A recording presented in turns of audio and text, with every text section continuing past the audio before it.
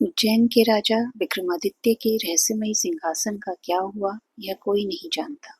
लेकिन जब वह सिंहासन धार के राजा राजा भोज को मिला तो मालवा का इतिहास ही बदल गया। इसके बाद से एक नई परंपरा तो प्रारंभ हुई ही, साथ ही दुनिया को सिंहासन बत्तीसी की दिलचस्प कहानियां भी मिली। आओ जानते हैं कि सिंहासन बत्तीसी के मिलने की अद्भुत कहानी। प्राचीन समय की बात है, उज्जैन में राजा भोज राज्य करते थे। वह बड़े दानी और धर्मात्मा थे। उनके बारे में प्रसिद्ध था कि वह ऐसा न्याय करते कि दूध और पानी अलग अलग हो जाए। नगरी में एक किसान का एक खेत था जिसमें उसने कई साग सब्जी लगा रखी थी। एक बार की बात है कि खेत में बड़ी अच्छी फसल हुई। पूरी जमीन पर तो खूब तरकारियां आई, लेकिन खेत के बीचों बीच थोड़ी सी जमीन खाली रह गई। हालांकि किसान ने उस जमीन पर भी बीज डाले थे, लेकिन वहां कुछ नहीं उगा। किसान ने वहां खेत की रखवाली के लिए एक मचान बना लिया। जब भी किसान मचान पर चढ़ता, अपने आप चिल्लाने लगता, कोई है, राजा भोज को पकड़ लाओ और सजा दो, मेरा राज्य उससे ले लो, जाओ जल्दी जाओ। सारी नगरी में यह बात आग की तरह फैल गई और राजा भोज के कानों में भी पहुंच गई। राजा ने कहा, मुझे उस खेत पर ले चलो। मैं सारी बातें अपनी आंखों से देखना और कानों से सुनना चाहता हूँ।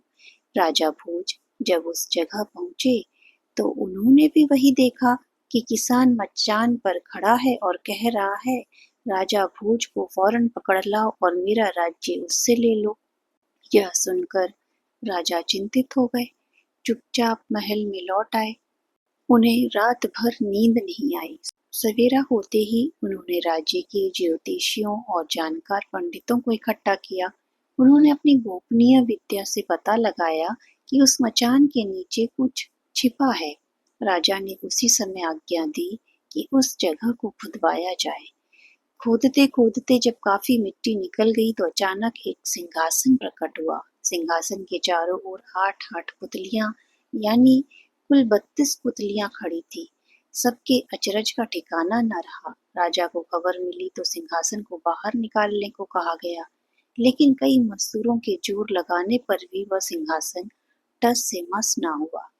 तब एक पंडित ने कहा कि यह सिंहासन देवताओं का बनाया हुआ है, अपनी जगह से तब तक नहीं हटेगा जब तक कि राजा स्वयं इसकी पूजा अर्चना ना करे। राजा ने ऐसा ही किया।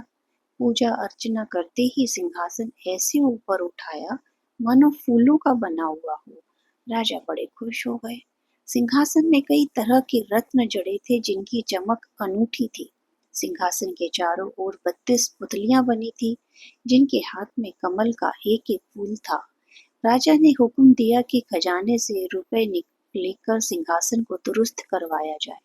सिंहासन सुंदर होने में 5 महीने लगे। अब सिंहासन दमक उठा था। जो भी देखता देखता ही रह जाता। पुतलियां ऐसी लगती मानो अभी बोल उठेंगी। राजा ने पंडितों को बुलाया और कहा, आप लोग कोई अच्छा सा मुहूर्त निकाले, उस दिन मैं इस सिंहासन पर बैठूंगा। दिन तय किया गया। दूर दूर तक लोगों को निमंत्रण भेजे गए। तरह तरह के बाजे बजने लगे। महल में खुशियां मनाई जाने लगी। पूजा के बाद जैसे ही राजा ने अपना दाहिना पैर बढ़ाकर सिंहासन पर रखना चाहा कि सारी पुतलियां खिलखिलाकर हंस पड़ी। लोगों को बड़ा अचंभा हुआ कि यह बेजवान पुतलियां कैसे हंस पड़ी। राजा ने अपना पैर पीछे खींच लिया और पुतलियों से पूछा, ओ सुंदर पुतलियों, सच सच बताओ कि तुम क्यों हंसी। पहली पुतली का नाम था रत्न मंजरी। राजा की बात सुनकर वह बोली, राजन, आप बड़े तेजस्वी हैं, धनी हैं, बलवान हैं, लेकिन इन सब बातों का आपको घमंड भी है।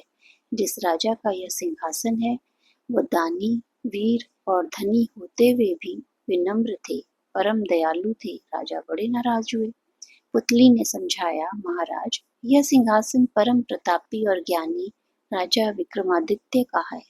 राजा बोले, मैं कैसे मानूं कि राजा विक्रमादित्य मुझसे ज्यादा गुणी और पराक्रमी थे। पुतली ने कहा, ठीक है, मैं तुम्हें राजा विक्रमादित्य की एक कहानी सुनाती हूँ।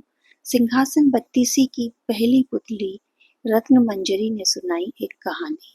इसके बाद एक एक करके 32 पुतलियों ने राजा विक्रमादित्य की महानता और शिक्षा की कहानी सुनाई।